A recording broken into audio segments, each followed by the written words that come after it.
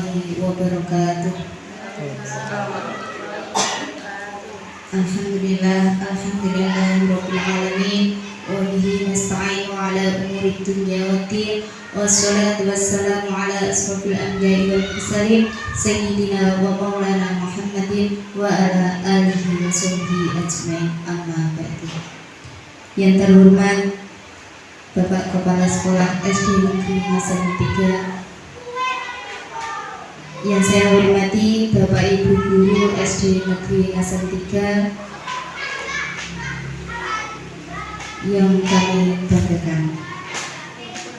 Pertama-tama mari kita panjatkan rasa puji syukur kita kehadirat Allah Subhanahu wa taala yang telah memberikan kita semua rahmat, taufik, hidayah serta inayahnya sehingga kita bisa berkumpul dalam keadaan sehat walafiat dalam mengikuti acara diseminasi budaya positif di SD Negeri Ngasan 3. Kedua kalinya sholawat serta salam semoga tetap terlimpahkan kepada junjungan kita Nabi besar Muhammad Sallallahu Alaihi Wasallam yang kita nantikan syafaatnya di hari kiamat nanti.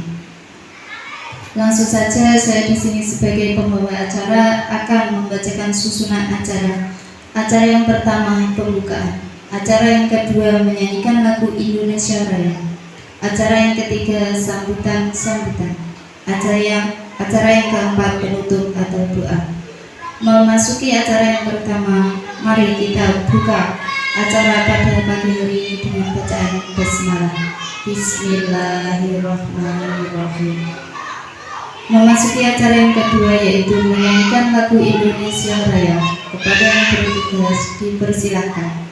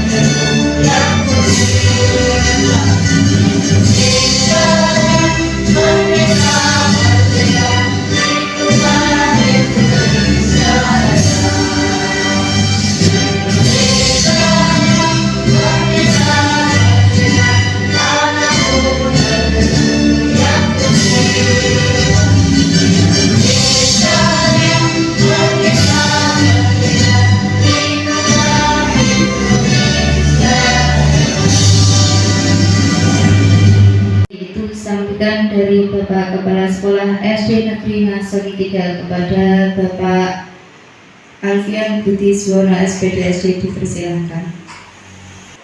Waalaikumsalam warahmatullahi wabarakatuh. Alhamdulillah wa syukurillah wa nikmatillah la haula wa la quwata illa billah, amma ba'd. Yang terhormat Bapak Ibu Guru TIK dan Guru TK Kartini, dan tak lupa kepada semua karyawan SD Negeri Ngasan 3 yang berbahagia. Pertama, marilah kita panjatkan puji syukur kehadirat Allah Subhanahu wa taala yang mana pada siang hari ini kita dapat melaksanakan kegiatan yaitu diseminasi guru penggerak di SD Negeri Ngasan 3 yang dilakukan oleh Pak Bakoh. Kedua kalinya sholawat dan salam kita haturkan kepada junjungan kita Nabi besar Muhammad Sallallahu Alaihi Wasallam. Semoga kita selalu mendapatkan syafaatnya di yaumil qiyamah. Amin, amin, ya rabbal alamin. Bapak Ibu,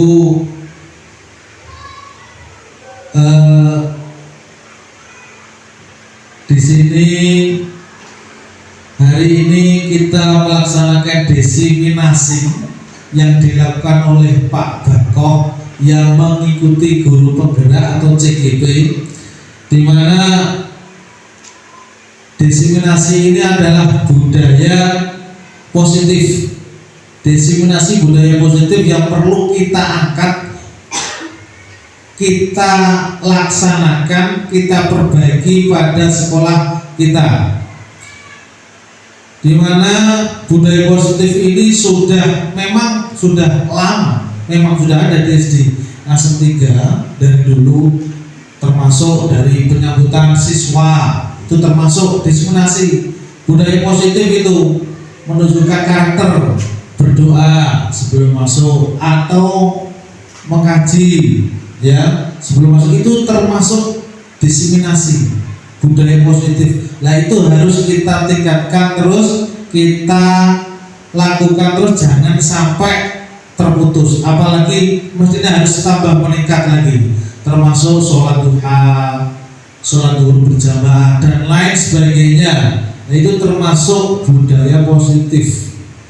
Untuk itu Bapak Ibu dengarkan nanti bagaimana Pak Bakoh untuk menjadi guru penggerak, menjadi motivasi kita semua agar kita nanti bisa meniru seperti Pak Bakoh. Mungkin hanya itu yang dapat saya sampaikan, ada kurang lebihnya mohon maaf. Saya akhiri, wassalamualaikum warahmatullahi wabarakatuh. Terakhir yaitu penutup atau doa. Saya di sini sebagai pembawa acara, apabila ada kurang lebihnya mohon maaf yang sebesar-besarnya. Saya akhiri, wassalamualaikum warahmatullahi wabarakatuh. Bismillahirrahmanirrahim. Allahumma shalli ala sayyidina Muhammad alhamdulillahi rabbil alamin. Allahumma inna nas'aluka khairal afiyati wal afiyati wa sihhatan wa ajatan fi dunya wa rahmatan rizqi wa tawbatan wa rahmatan wa maghfiratan wa Allahumma inna nas'aluka ma tunzilu wa nusal rabbana la tuzigh qulubana ba'da idh hadaytana wa hab lana min ladunka rahmatan wa fil akhirati hasanatan wa qina adhaban Muhammad wa ala alihi wa sahbihi subhanallahi wa bihamdihi wa salamun walhamdulillahi rabbil alamin. Assalamualaikum warahmatullahi wabarakatuh. Warahmatullahi wabarakatuh. Waalaikumsalam warahmatullahi wabarakatuh. Selamat pagi, terima kasih Bapak Ibu atas kerawan panjenengan semua. Kita pada pagi ini bisa bertemu di sini dalam keadaan sehat walafiat. Pertama-tama mari kita panjatkan rasa puji syukur kehadirat Allah Subhanahu wa taala yang mana telah memberikan kita kesehatan, kenikmatan sehingga kita bisa melaksanakan acara pada pagi ini. Kemudian salam serta salam tetap tercurahkan pada junjungan kita Nabi besar Muhammad SAW yang telah menuntun kita dari jalan kegelapan hingga menuju jalan yang terang benderang. Bapak Ibu, pada hari ini kita akan melaksanakan yaitu desiminasi budaya positif yang saya laksanakan sebagai calon guru penggerak angkatan 9 tahun 2023. Kali ini saya akan mengulas sedikit tentang budaya positif yang mana tadi sudah disampaikan oleh beliau Bapak Kepala Sekolah, yang sudah jelas-jelas kita selama ini memang sudah bisa melaksanakan tentang budaya positif di SD Negeri Ngasem 3. Namun ada beberapa hal yang belum bisa tertangani dan beberapa hal yang belum bisa terlaksana dengan baik. Maka dari itu kali ini saya akan memberikan sedikit kemampuan saya, memberikan hasil saya dari mengikuti diklat guru penggerak pada angkatan 9 kali ini, Bapak Ibu. Baiklah, kita selanjutnya yaitu kita akan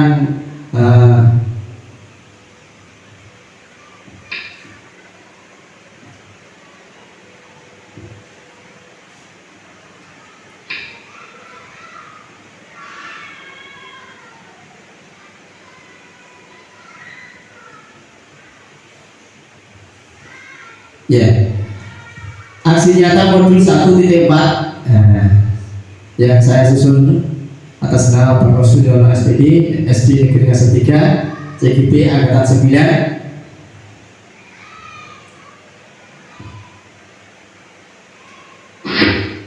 Pembukaan yaitu budaya positif di sekolah sangatlah penting untuk mengembangkan peserta didik yang memiliki karakter kuat dan berakhlak sesuai profil pelajar Pancasila.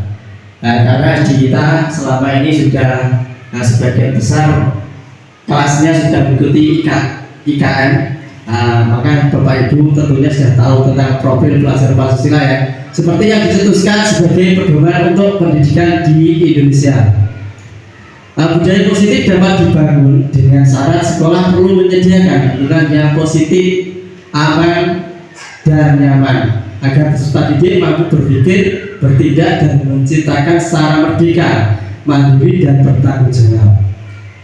Salah satu strategi yang perlu ditinjau ulang adalah penerapan disiplin yang selama ini dijalankan di sekolah. Itu Bapak Ibu, itu sekilas tentang budaya positif tentang pembukaan. Dan budaya positif selama ini Pak Jenderal semua sudah melaksanakan kegiatan budaya positif, namun tujuannya belum jelas ya. Pokoknya setiap pagi menyambut anak-anak disuruh bersih-bersih, anak-anak diajak membaca Asmaul Husna, sholat duha. Tentunya semua itu memiliki tujuannya masing-masing. Yang pertama itu terwujudnya misi sekolah melalui penerapan budaya positif. Itu tujuan utamanya yaitu supaya terwujud visinya, apa visi sekolah kita yang kemarin sudah kita bahas pada pertemuan yang sebelumnya. Kemudian bentuknya karakter disiplin yang kuat. Itu. Kemudian menumbuhkan dan menguatkan karakter positif melalui kebiasaan positif. Itu juga sudah kita laksanakan selama ini. Kemudian menumbuh kebanggaan karakter profil pelajar Pancasila. Ini sebagai sekolah IKN Kumer yaitu sudah melaksanakan dari kelas 1, 2, 4 dan 5. Tinggal kelas 3 dan kelas 6 masih kurikulum 13. Kemudian menguatkan peran sebagai guru penggerak melalui penerapan restitusi dalam menanamkan disiplin positif pada siswa. Untuk konteks sejauh mana kegiatan ini sudah dilakukan dan untuk mengontrol kegiatan agar tetap terarah pada tujuannya sudah ditetapkan, maka tolak ukur yang digunakan adalah sebagai berikut. Itu adalah sebagian dari tujuan budaya positif di SD Negeri Ngasen 3 ini, dan masih banyak lagi tujuan-tujuan yang sangat penting tentunya. Ini ada sedikit pertanyaan pematik. Itu Bapak Ibu. Ini ada dua pertanyaan. Apakah Bapak Ibu sudah menerapkan budaya positif di sekolah? Kemudian kalau sudah, budaya positif apa yang sudah Bapak Ibu terapkan di sekolah? Dan kalau belum, berikan alasannya. Ini ada tugas sedikit. Nanti saya akan berikan stick note untuk panjenengan untuk menjawab dua pertanyaan pematik ini. Nanti setelah itu bisa ditempel di papan tulis sebelah timur atau bagian barat.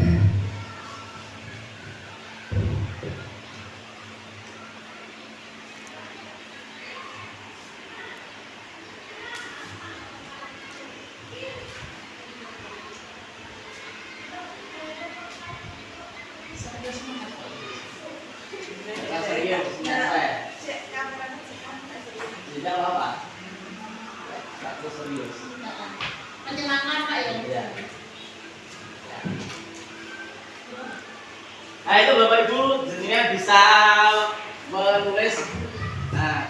Nanti ini dikasih namanya masing-masing, dikasih namanya. Kemudian jawaban pertama, apakah Bapak Ibu sudah menerapkan budaya positif di sekolah?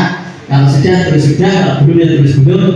Kemudian yang kedua, kalau sudah, budaya positif apa saja yang sudah Bapak Ibu terapkan di sekolah? Ini banyak sekali ya, selama ini panjenengan mungkin sudah menerapkan budaya positif di sekolahnya masing-masing. Misalnya pada pagi hari penyambutan siswa di pintu gerbang sekolah, kemudian melaksanakan senam bersama juga, membaca surat juga, itu termasuk budaya positif yang sudah kita laksanakan selama ini di sekolah kita. Nah, seperti itu. Dan kemudian kalau sudah bisa menempelkan hasilnya di papan tulis, di stikernya ditempelkan di depan. Nah, nanti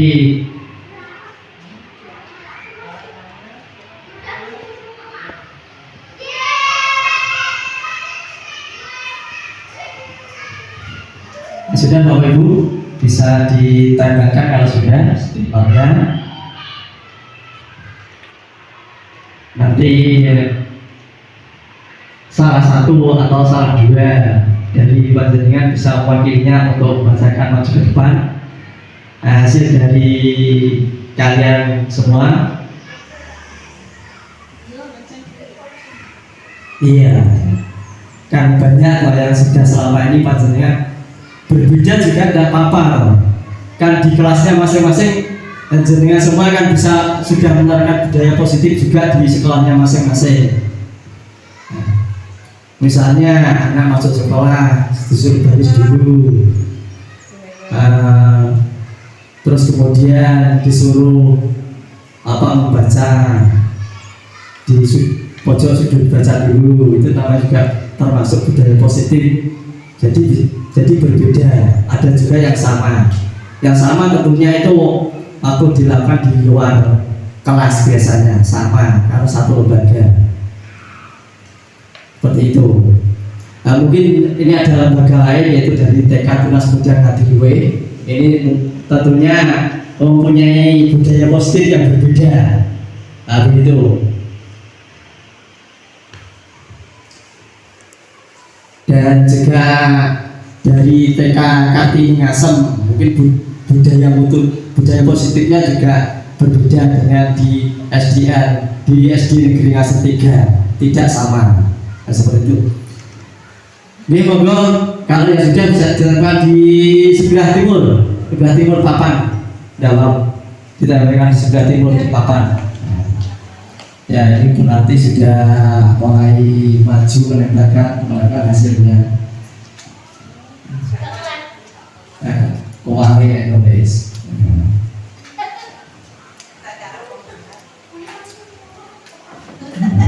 Kuali Indonesia. Dibalik, ya, tulisannya bisa dibalik. Ya, dibalik ini, terus itu kok. Iya. Paling nggak bisa ditempelkan. Ya, oke. Karena ada yang konsentrasi, kita akan melakukan SBT sebentar, ya. SBT sebentar. Bukan SBT ya ini namanya, biar agak rileks sedikit. Nah, ini tentunya berhubungan dengan budaya positif kita nanti. Nah, Bapak Ibu silakan panjenengan pegang benda yang paling berharga yang jenengan miliki. Nah, jenengan pegang benda yang paling berharga yang jenengan miliki. Nah, orang hati ini sih dipegang paling berharga. Aku punya hati tak pegang ini. Malah hati ini sih dipegang. Nah, udah, tolong dipegang ya, dipegang. Nah, ya, benda yang paling berharga. Seandainya, panjenengan semua memegang punya benda yang paling jenengan sayangi, kemudian saya menyuruh kalian untuk membuangnya. Coba tolong buang benda tersebut. Buang benda tersebut. benda tersebut. Tidak ada yang mau membuangnya. Itu berarti jenengan sangat sayang sama benda itu. Kenapa tidak mau membuangnya? Kenapa tidak mau membuangnya? Sayang. Ada yang lain? Kenapa alasannya? Tidak apa? Penting. Ada yang lain? Mungkin Pak Agus. Kenapa alasannya nggak mau membuang? Saya suruh. Saya yang dulu loh. Rugi. Iya, karena cinta penting sayang. Itu tentunya juga mempunyai maksud yang lain. Kenapa kok jenengan kalau saya yang menyuruh, saya suruh membuang bedanya itu tidak mau? Karena apa? Kalau jenengan mau membuangnya berarti jenengan apa? Bisa dikendalikan oleh orang lain. Berarti penjenengan bisa saya kontrol. Jenengan tidak punya pendirian. Soalnya apa? Kalau jenengan bisa saya kendalikan, otomatis jenengan akan menulis semua perkataan saya. Nah ini kaitannya dengan apa? Dengan pembelajaran dan pendidikan anak-anak didik kita. Jadi seperti itu juga kita selama ini memerintah anak, cah belajar, cah bersihkan. Nah seperti itu. Anak itu sebenarnya juga tidak mau kita yang mengontrolnya. Seperti panjenengan semua tak suruh membuang benda yang paling berharganya, tidak mau. Seperti itu juga dengan anak-anak kita. Tidak ada yang tidak mau sebenarnya dikontrol oleh kita. Mereka punya karakter mereka sendiri-sendiri, punya kemerdekaan mereka sendiri-sendiri. Seperti itu. Bagaimana caranya kita bisa mengontrolnya? Seperti itu nanti yang kita bicarakan. Baiklah Bapak Ibu, tadi Bapak Ibu sudah sudah menjawab 2 pertanyaan pemantik dari saya. Apakah Bapak Ibu sudah menerapkan budaya positif di sekolah? Ini sudah dijawab. Ini jawabannya dari jawab sudah. Kalau sudah budaya positif yang sudah Bapak Ibu terapkan di sekolah, dan kalau belum berikan alasannya. Alasannya sudah, yaitu budaya positifnya saling sapa senyum. Iya, pulau iso saling, pulau iso sapa gak senyum kan percuma gitu, bermut seperti itu. Kemudian ada lagi pembiasaan sebelum masuk sekolah, kelas membaca juz amma. Setiap istirahat sudah sholat duha, sholat duhur. Nah ini juga termasuk budaya positif.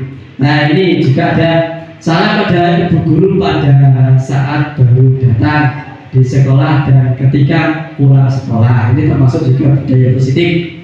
Kemudian ada salim dan tersenyum dan bersenyum. Nah ini salim dan bersenyum. Ya bener, salim ngorok. Akhirnya disalamin kak buju ya Allah. Salim nek arep perut ya tak dengan melayu. Betul. Kemudian ada lagi salim. Saling bertemu Bapak Ibu guru diadakan pojok baca di setiap kelas, menghasilkan menghafalkan Asmaul Husna dan surat-surat pendek. Kemudian penyambutan ketika peserta didik datang. Ini setiap pagi sudah kelihatannya sudah panjenengan kita semua laksanakan. Kemudian kebiasaan hafalan Asmaul Husna dan hafalan surat pendek dan sholat duha, berbaris menyanyi lagu Indonesia Raya. Nah, ini termasuk termasuk nasionalisme. Nah, menyanyikan salah satu lagu wajib nasional Indonesia Raya. Membiasakan yang dan dilakukan sholat duha, penyambutan anak senam di luar kelas. Cuci tangan, ini bagus sekali. Baris sebelum masuk kelas, ada cuci tangan. Itu Bapak Ibu dari hasil panjenengan semuanya tentang budaya positif yang sudah panjenengan laksanakan. Kemudian berikutnya,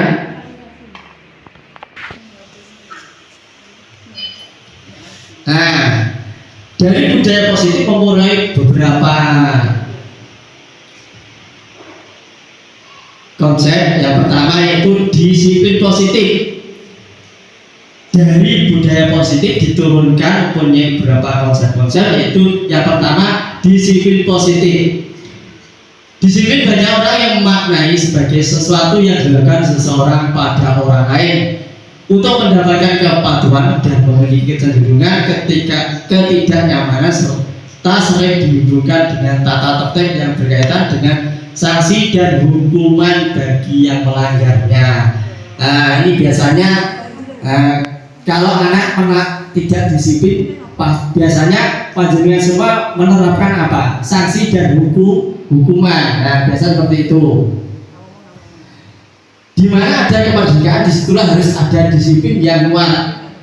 Sungguh pun disiplin itu bersifat self-disiplin, yaitu kita sendiri yang mewajibkan kita dengan sekeras-kerasnya. Tetapi itu semua itu sama saja. Sebab jikalau kita tidak cakap melakukan self-disiplin, wajiblah penguasa lain mendisiplinkan diri kita. Seperti itu. Ini menurut Diana Gosen dalam bukunya Reading School Disiplin 2001 menyatakan bahwa arti asli dari kata disiplin ini juga berkonotasi dengan disiplin diri dari murid-murid yang dapat membuat seorang menggali potensinya menuju kepada sebuah tujuan. Jadi anak-anak yang disiplin itu pastinya punya tujuannya masing-masing. Seperti itu. Sesuatu yang dihargai dan bermakna, bagaimana cara kita mengontrol diri dan bagaimana mengasihi diri untuk memilih tindakan yang mengacu pada nilai-nilai yang kita hargai. Seperti itu. Kemudian yang kedua yaitu kebutuhan dasar.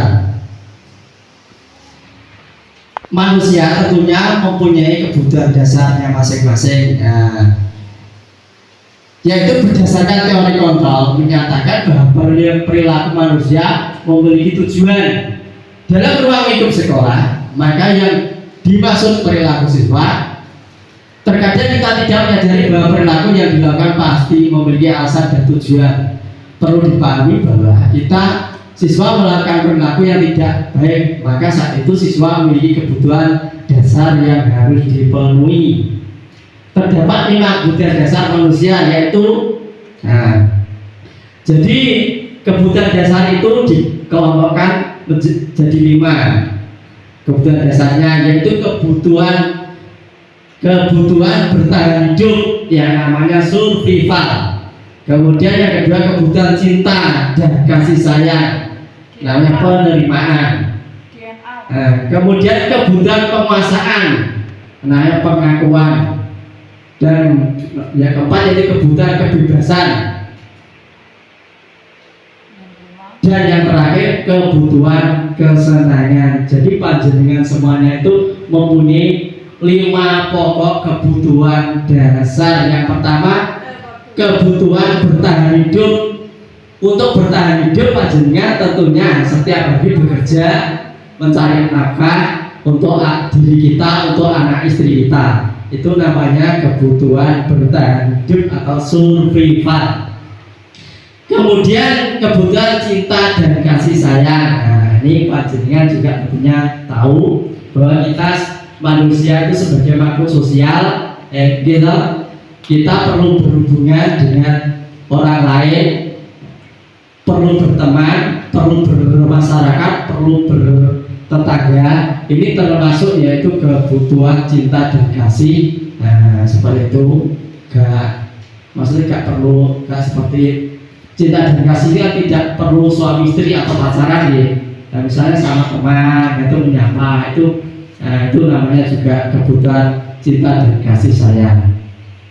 Kemudian kebutuhan penguasaan. Kebutuhan penguasaan itu kaitannya dengan dengan jabatan. Penguasaan dengan misalnya di dalam ruang kelas untuk anak-anak itu misalnya ada yang besar, ada yang seolah-olah ingin menang sendiri. Itu dia tuh ingin berkuasa, kemudian terus misalnya menekan adik-adiknya atau anak-anak yang lebih kecil, itu termasuk kebutuhan penguasaan. Atau kita sebagai guru, itu juga termasuk kebutuhan penguasaan. Kemudian kebutuhan kebebasan.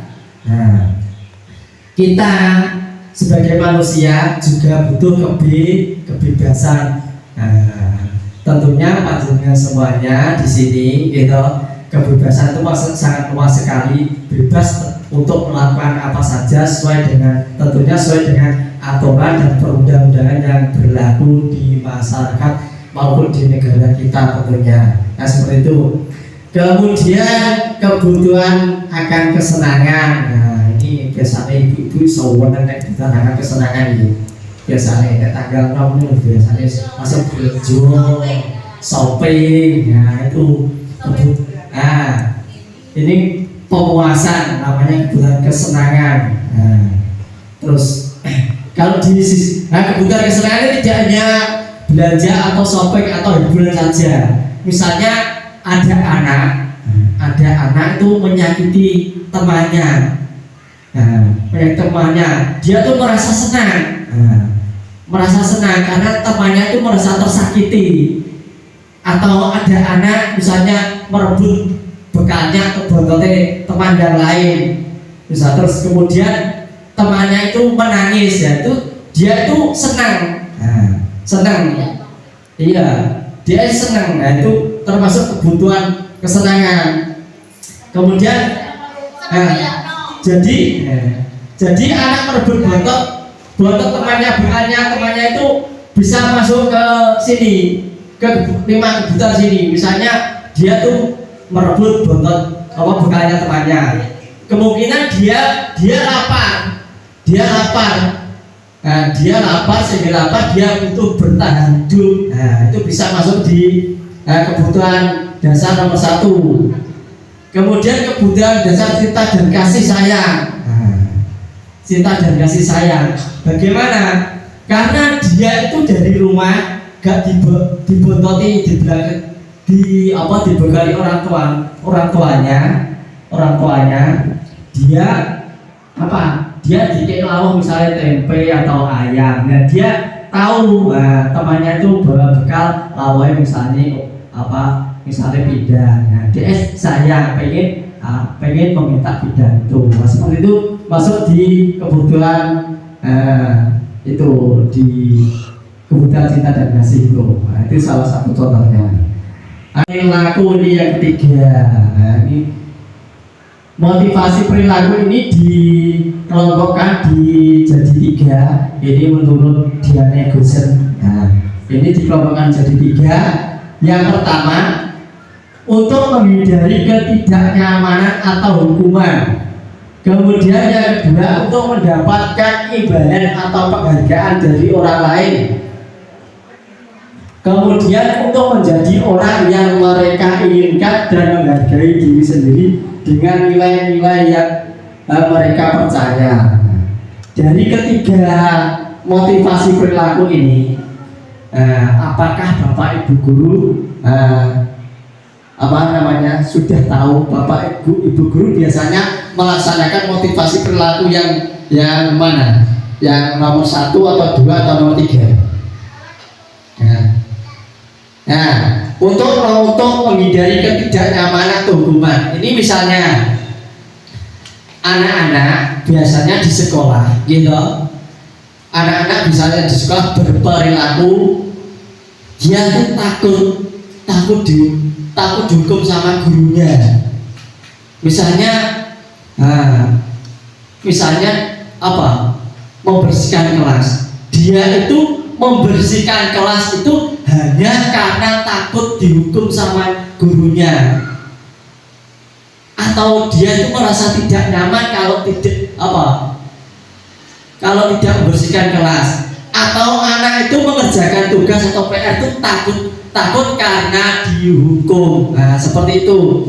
Itu masuk motivasi perilaku yang nomor 1. Nah, kemudian yang nomor 2, untuk mendapatkan imbalan atau penghargaan dari orang lain. Ini misalnya Bapak Ibu guru waktu penerimaan rapot biasanya memberikan apa? Reward, penghargaan, piagam, hadiah gitu. Sebenarnya kan tidak boleh itu saya. Sesuai dengan kurikulum K13 itu sudah tidak boleh guru memberikan penghargaan, hadiah, reward atau yang lain sebagainya. Sampai sekarang masih diterapkan. Itu misalnya begini Bapak Ibu. Ini banyak sekali kendala di nomor 2 ini, banyak sekali. Bahkan sampai kemarin itu sampai saya mendengar dari wali murid waktu penerimaan raport. Oyo-oyoan yang guri maksudnya, gak oyo-oyoan guri ngarep. Oyo-oyoan duduk di belakang. Alasannya begini, alah mendak anakku yo orang juara bloko kok. Nah, seperti itu. Kasusnya sampai di situ. Itu karena perilaku yang kedua ini. Karena kebiasaannya, gitu. Anak itu kalau dapat juara 1 dikasih hadiah, dikasih piagam. Itu dampaknya besar sekali. Itu bahkan berapa tahun yang kemarin itu anak itu dipanggil Mas mau dikasih hadiah tidak mau karena tidak dapat juara 1. Nah, seperti itu dampaknya. Itu termasuk motivasi yang ini yang untuk mendapatkan imbalan atau penghargaan dari orang lain. Ya, seperti itu. Itu dampaknya sangat besar sekali. Sehingga anak itu kalau tidak kalau kita tidak ngasih hadiah, dia ya gak maksimal. Malah gak hadiah ya. Biarpun itu hanya ucapan dari kita, ya toh. Misalnya biasanya kan kalau anak itu dapat nilai bagus terus kita kasih ucapan pinter ya. Terus berada di kemudian hari kita lupa tidak kasih ucapan, anak itu pasti akan protes. Nah, seperti itu. Mau tadi aku dapat nilai bagus ibaratnya gak dikasih ucapan selamat. Nah, seperti itu. Nah, kemudian ada lagi, misalnya dikasih permen. Nah, kemudian waktu itu gurunya gak bawa permen. Nah, itu pasti anak itu juga akan protes. Walau aku mulai nilai 1 ya tidak dikasih permen sama Pak Agus, misalnya seperti itu. Nah, itu maksudnya di motivasi perilaku nomor 2. Nah, kemudian yang nomor 3 ini, untuk menjadikan orang yang mereka inginkan dan menghargai diri sendiri dengan nilai-nilai yang mereka percaya. Nah, ini yang bagus. Jadi kita mendidik anak kita menginginkan mereka menghargai dirinya sendiri. Mereka misalnya datang ke sekolah tanpa takut dihukum, tanpa mengharapkan penghargaan. Nah, itu yang kita tujuan kita yang harus kita capai. Jadi anak-anak itu membersihkan kelas ya, itu tanpa ada rasa ketidaknyamanan, tanpa rasa takut hukuman, tanpa ingin pujian dari kita. Namun mereka membersihkan kelasnya itu berdasarkan keinginannya mereka sendiri-sendiri yang mereka percaya. Membersihkan kelas itu adalah tanggung jawab saya sendiri. Kalau kelasnya bersih, otomatis belajarnya akan merasa lebih nyaman. Nah, itu Bapak Ibu guru. Dari ketiga motivasi perilaku manusia dalam mewujudkan disiplin positif yang harus ditanamkan dalam murid-murid adalah motivasi yang nomor 3. Nah, ini nomor 3 ini. Berikutnya posisi kontrol restitusi. Nah, posisi kontrol restitusi. Ini juga ada 5 posisi kontrol restitusi ini. Yang pertama yaitu penghukum. Seorang penghukum bisa menggunakan hukuman fisik maupun verbal yang biasa dilakukan menghukum, biasanya yang menghardik, menunjuk-nunjuk, menyakiti atau menyindir. Nah, dampak pada murid dari seorang penghukum adalah perilaku kontrol negatif. Nah, ini. Jadi posisi kontrolnya itu penghukum. Penghukum itu termasuk perilaku kontrol yang negatif. Oke. Jadi selama ini kalau kita menghukum anak kita, berarti kita termasuk dalam posisi kontrol yang negatif. Nah, seperti itu. Kemudian yang kedua, membuat merasa bersalah pada posisi ini. Biasanya guru akan bersuara lebih lembut, yang biasa dilakukan membuat merasa bersalah. Nah, ini jangan main-main di sini ya. Ini kelihatannya ini kita lembut sama siswa. Nah, namun di sini ini juga sangat besar sekali dampaknya untuk anak-anak kita. Contohnya misalnya begini, Bu Jevi menyuruh anak-anaknya senang. Tolong anak-anak senang ya bersiap rapi. Kalau tidak nanti saya dimarahi sama bapak kepala sekolah.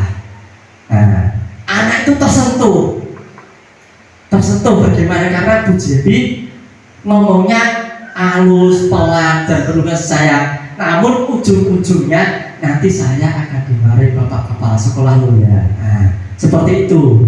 Anak merasa bersalah, gitu. Nah, seperti itu. Ini termasuk yang nomor 2 ini. Nah, ini. Nah, dipraktekkan. Itu. Biasanya begini. Naik kelas 1 biasanya Bu Jevi. Nanti makanannya dihabiskan ya. Nanti saya dimarahi ibu mulu. Nah, seperti itu. Itu termasuk di sini membuat merasa bersalah. Kemudian yang ketiga, teman guru pada posisi sebagai teman. Nah, di sini tidak akan menyakiti murid, namun selalu berupaya mengontrol murid melalui pendekatan persuasi. Yang biasa dilakukan posisi sebagai teman adalah membuatkan alasan-alasan untuk murid-muridnya. Dampak pada murid dalam murid akan tergantung tidak mandiri dan tidak bisa memutuskan keputusan sendiri. Ini juga besar sekali dampaknya. Guru menganggap muridnya sebagai teman itu sebenarnya bagus ya, bagus. Namun di sini akhirnya anak itu tidak mandiri, tidak mau berpikir sendiri di sini. Nah, akan ketergantungan. Nah, di sini misalnya anak itu curhat sama gurunya, Bu saya belajarnya gini. Gurunya ngasih solusi. Ngasih solusi. Akhirnya kalau ada kasus lagi juga tanya lagi karena sudah ketergantungan sama temannya itu. Nah, ini masuk yang ketiga ini. Kemudian yang keempat, pemantau. Nah, sebagai pemantau yang keempat, guru pada posisi ini biasanya selalu mengasihi atau memantau muridnya yang berpatokan pada catatan atau kesepakatan yang sudah disetujui. Yang biasa dilakukan posisi sebagai pemantau yaitu memantau, menghitung dan mengukur kedisiplinan murid. Dampak bagi murid dari posisi kontrol pemantau ini yaitu menitik beratkan pada dampak pada diri sendiri, mendapatkan hadiah atau mendapatkan hukuman. Nah, di sini juga sama, kasus sangat besar sekali dampaknya. Di sini pajangnya semua hanya memantau. Oh, bocah ini disiplin ya. Oh, bocah ini gak disiplin. Bocah yang disiplin tak kasih hadiah. Misalnya seperti itu. Nah, bocah yang tidak disiplin tak kasih hukuman. Nah, itu termasuk pajangnya sebagai pemantau posisinya. Restitusi kontrolnya sebagai pemantau. Nah, ini kurang bagus. Nah, di sini kurang bagus.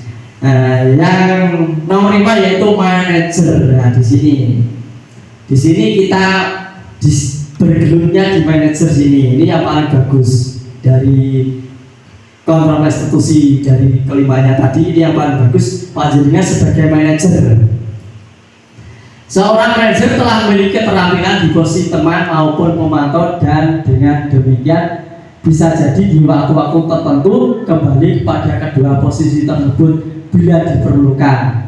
Guru pada posisi ini biasanya posisi di mana guru berbuat sesuatu bersama dengan murid, mempersilahkan murid mempertanggungjawabkan perilakunya, mendukung murid agar dapat menemukan solusi atas permasalahan sendiri.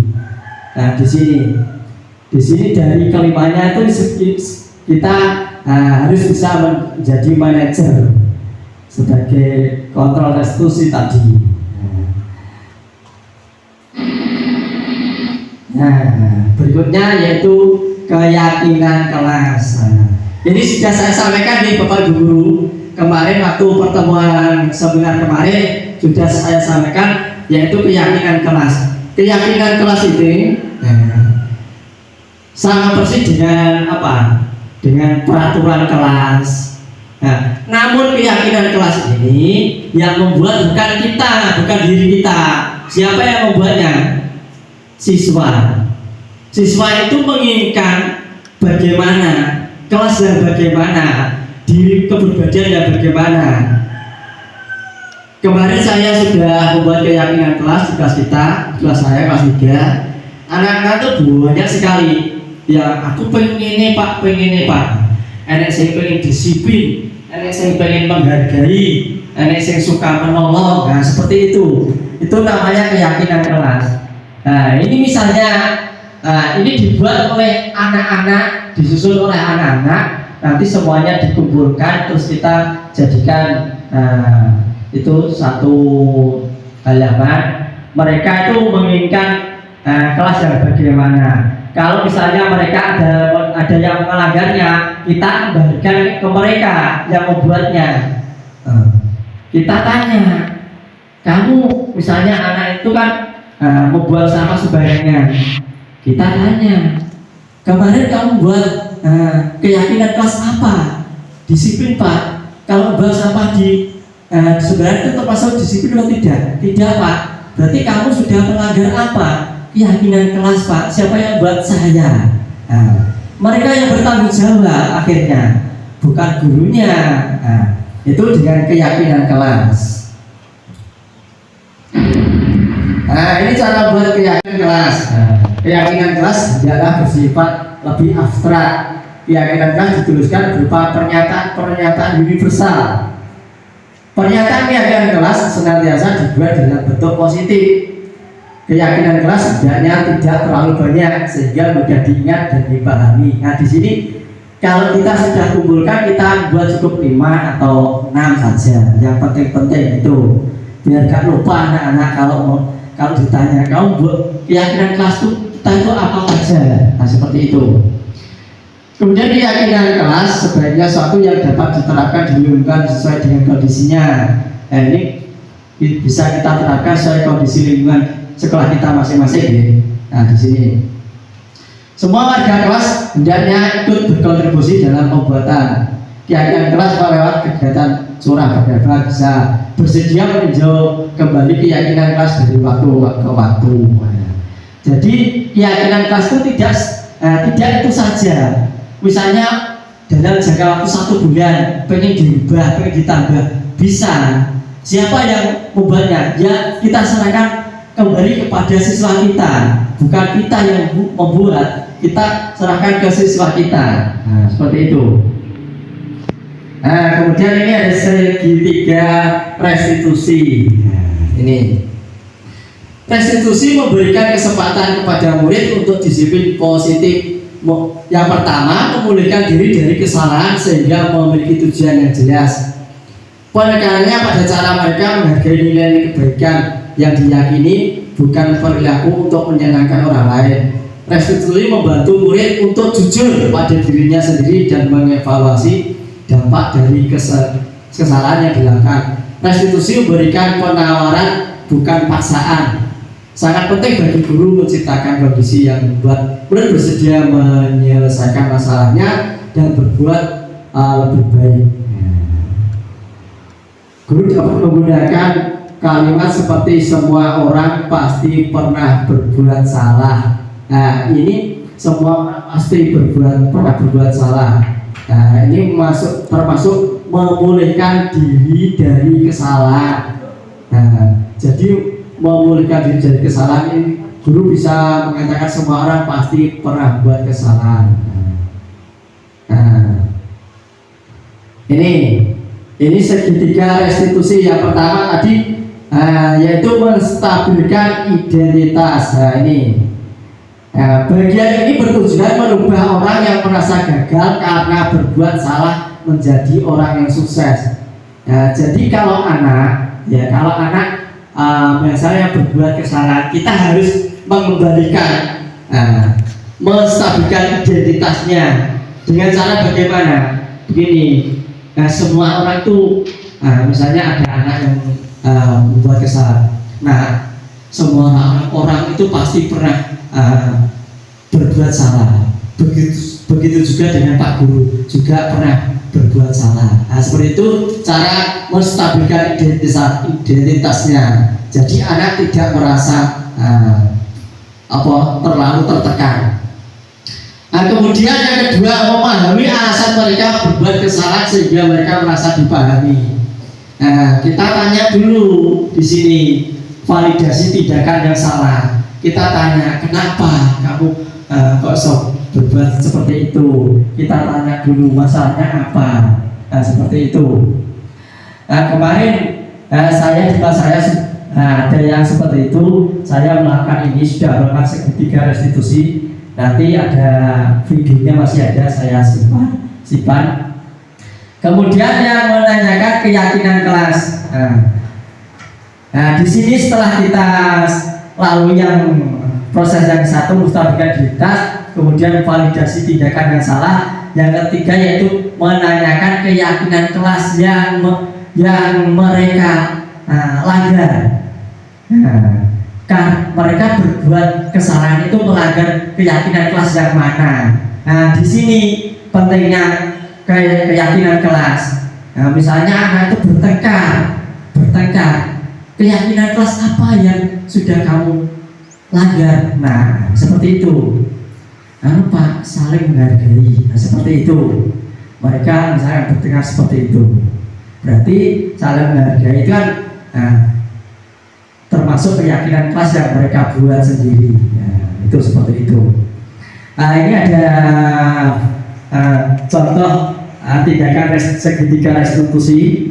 Di sini saya kemarin sudah kebetulan ada anak yang itu melanggarnya.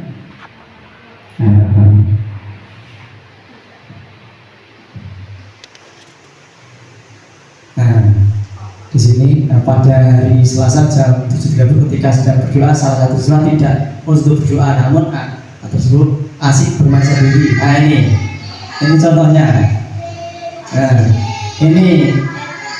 Ini anak kelas 3, siswa saya sendiri. Nah, ini Pak, siapa namanya? Ini waktu berdoa dia asik main sendiri. Nah, ini bisa kita terapkan segitiga restitusi. Itu. Ini cara penerapannya.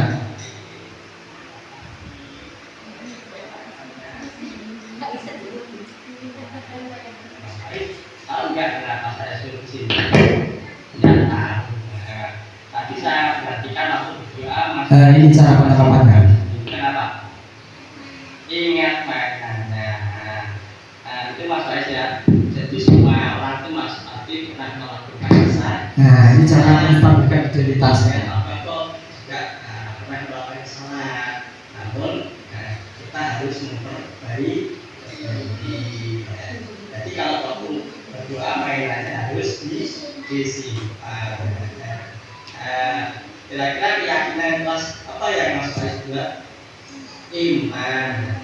Ini Mas Faiz ya. Berarti Mas Faiz sanggup merubahnya ya. Nah, ini karena waktu berdoa berarti keyakinan kelas yang dilanggar yaitu keimanan yang telah dibuat sendiri. Kelas dulu.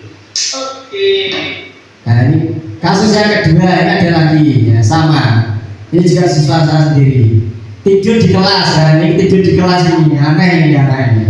Nah, benar-benar tidur. Nah, ini benar-benar tidur. Nah, ini cara menangannya bagaimana? Seperti ini. Assalamualaikum Mas Bapak. Selamat pagi.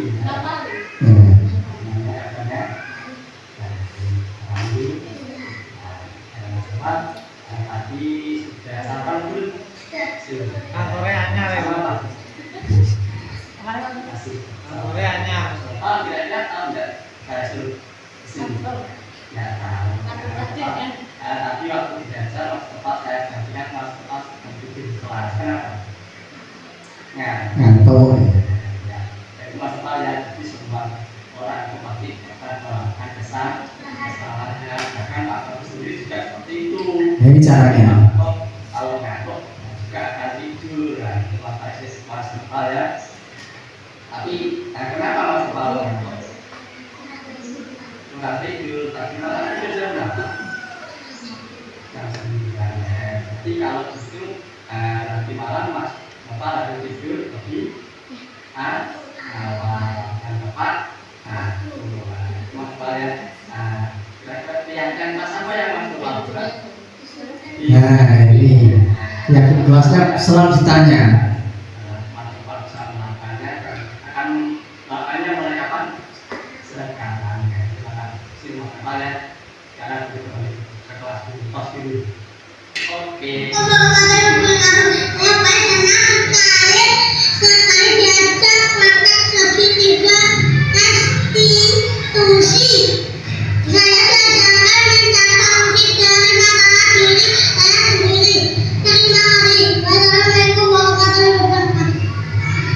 Assalamualaikum warahmatullahi wabarakatuh. Saya Nafa senang sekali diajak praktek segitiga restitusi. Saya diajarkan mencari solusi dari masalah diri saya sendiri. Terima kasih. Assalamualaikum warahmatullahi wabarakatuh. Nah, terima kasih. Nah, seperti ini Pak Ibu ya contoh dari penerapan segitiga restitusi. Jadi yang pertama itu kita itu harus menstabilkan identitasnya dulu di sini. Bagaimana caranya seperti itu? Seolah-olah Pak gurunya juga pernah melakukan kesalahan itu dan Pak gurunya mengakui itu. Maka anak itu kondisinya bisa terkembalikan stabilitasnya. Nah, seperti itu. Nah, kemudian memahami masalahnya. Tadi yang pertama itu Mas Faiz itu yaitu waktu berdoa. Waktu berdoa tadi bermain asik dengan mainannya. Nah, itu masalahnya apa? Karena masih teringat mainannya terus. Seharusnya bagaimana? Disimpan waktu berdoa mainannya. Nah, seperti itu. Kemudian menanyakan keyakinan kelasnya apa? Ya ini harus kita selalu tanyakan. Karena apa? Keyakinan kelas itu yang membuat mereka sendiri. Jadi tadi Mas Faiz melanggar keyakinan kelas yaitu keimanan yang telah dibuatnya sendiri. Keimanan dan ketakwaan. Seperti itu. Itu yang kasus pertama tadi. Kalau kasus kedua itu yaitu Mas Noval tadi sedang tidur di kelas. Kasusnya yang pertama juga sama, kita harus bisa menstabilkan identitasnya sehingga anak itu bisa terbuka. Kenapa kok bisa tertidur? Ternyata ngantuk. Kenapa bisa ngantuk? Kita dorong kejar itu terus. Kenapa bisa ngantuk? Karena tidur larut malam. Larut malam sampai jam berapa? Jam 9. Nah, seperti itu. Kemudian kita carikan solusinya. Kita tanya solusinya bagaimana. Bukan kita yang mencarikan, tapi kita tanya solusinya bagaimana. Anak itu harus bisa ngasih solusinya pada dirinya sendiri, bukan kita yang ngasih solusi. Saya tanya solusinya bagaimana. Tidur lebih awal.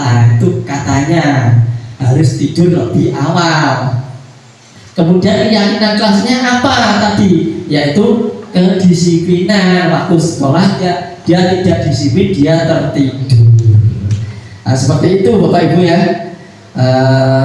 Kemudian berikutnya sampai jumpa.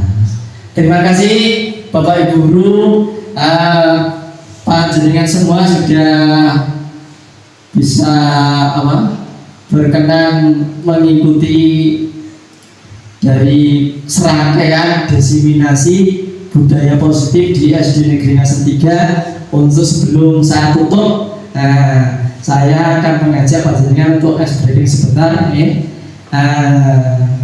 Silakan untuk berdiri, berdiri sebentar saja. Kita ice breaking, kita ice breaking sebentar. Ikuti turuti dari perkataan saya. Turuti dari perkataan saya dan turuti dari perkataan saya dan jangan ikuti gerakan saya.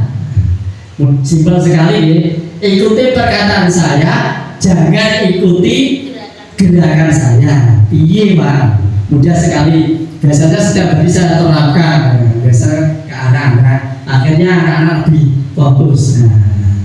Yang terakhir, seperti nyanyi biasanya guru TK kita nyanyi. Yang pertama, kalau kau suka hati pegang rambut.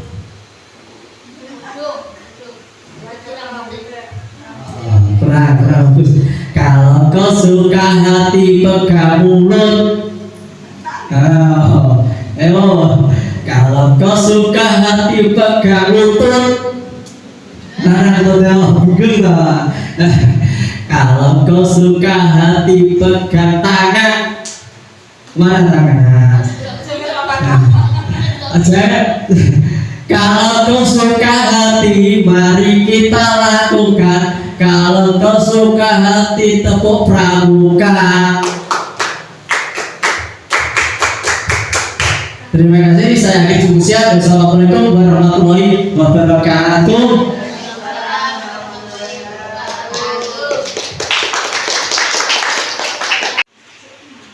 Terima kasih disampaikan. Acara demi acara telah kita lalui bersama. Apa yang sudah disampaikan oleh Pak Bato semuanya bisa kita terapkan di sekolah kita. Semoga sekolah kita lebih maju lagi. Amin Allahumma amin. Oke, sekian dari saya sebagai pembawa acara. Apabila ada kesalahan dari kata awal sampai akhir, saya mohon maaf yang sebesar-besarnya. Billahi taufik wal hidayah wa ridho wal inayah. Wassalamualaikum warahmatullahi wabarakatuh.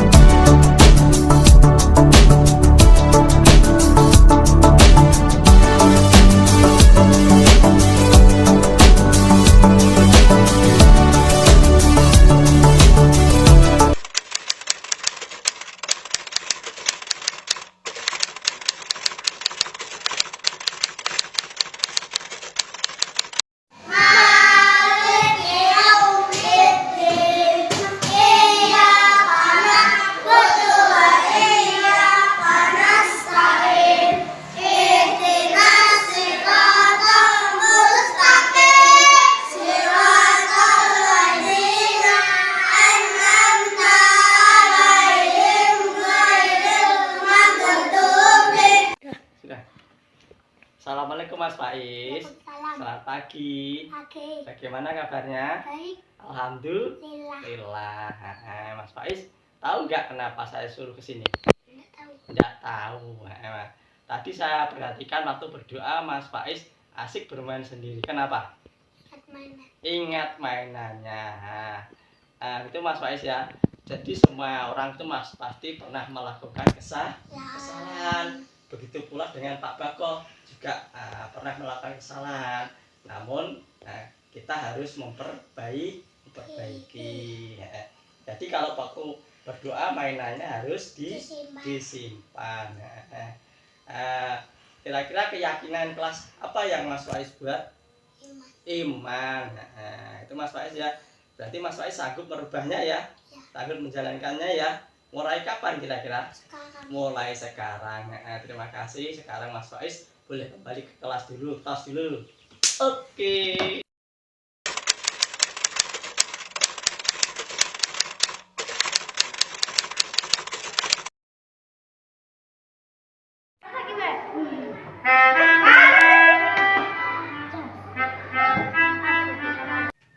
Ya. Dekat sini. Assalamualaikum Mas Nopal. Waalaikumsalam, Pak. Selamat pagi ya. Bagaimana kabarnya? Baik. Baik, alhamdulillah. Lila. Nah, Mas Nopal, tadi sudah sarapan belum? Sudah. Sudah. Sama apa? Masih pecel. Nasi pecel. Mas Nopal kira-kira tahu enggak saya suruh ke sini? Enggak. Enggak tahu. Mas Nopal, tadi waktu belajar Mas Nopal saya perhatikan Mas Nopal sedang tidur di kelas. Kenapa? Ngantuk, Pak. Ngantuk.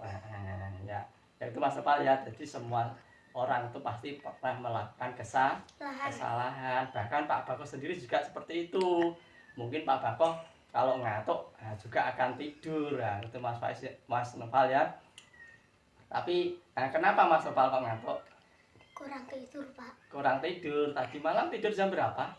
Jam 9. Jam 9. Berarti kalau begitu nanti malam Mas Nopal harus tidur lebih awal dan tepat waktu.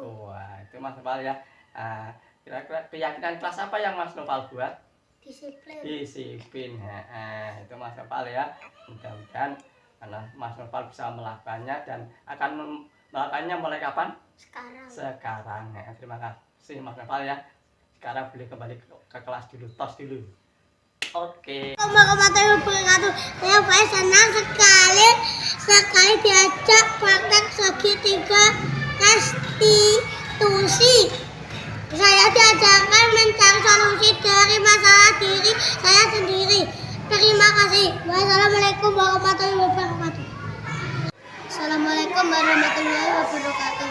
Saya Nafa senang sekali diajak praktek segitiga restitusi.